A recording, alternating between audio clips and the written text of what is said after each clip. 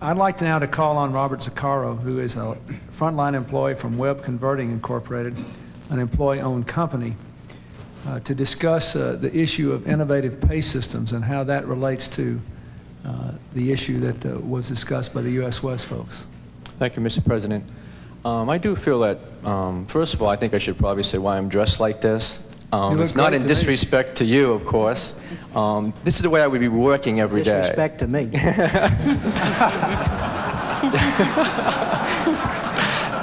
What I was wondering is why the rest of us aren't dressed like that. Well, He's the smartest one. The lights are so hot up here. He's the smartest one of all of us. This is the way I would be working and running my company today. Being Monday, I would certainly be on the front lines running a machine, being a machine operator, and I'm also a coordinator of a self-directed work team. It's been very interesting listening to all these discussions this morning. And to me, what we're doing at Web Industries, employee ownership seems to be the core thing that will tie all these workplace systems together. Yes, we do have self-directed work teams. We call on customers directly. We do our own scheduling of work. We do our own ordering of materials and other problems that come into the work team. We also have a reading program that educates people. We actually read books on company time. Max Dupree, Leadership is an Art.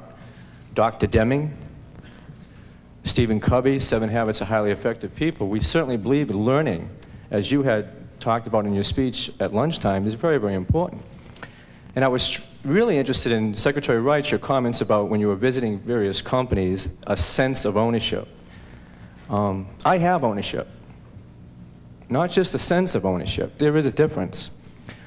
We're sharing financial information. Each month we get a 3-page document, and we know everything from the cost of the phone calls, cost of goods sold. The whole balance sheet is right in front of us.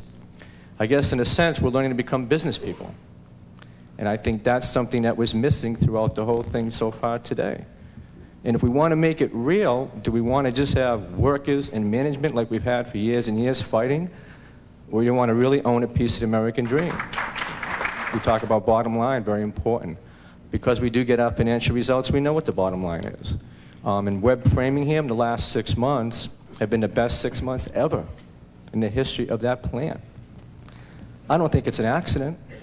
I think finally people understanding that if we're going to make all these workplace practices more than a fad, because we'll just be here 2 years from now talking about something new, old wine, new bottles, that type of concept. And we're going to wonder whatever happened to last year. This answers the question, why? Why would a worker want to get involved in a self-directed work team, take on more responsibility, be accountable, call on a customer, go the nine yards or more?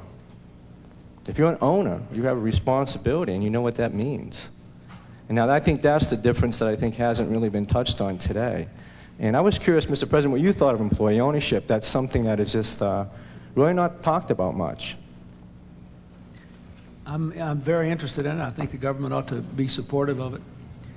The experiences are somewhat uneven, but where it works very, very well.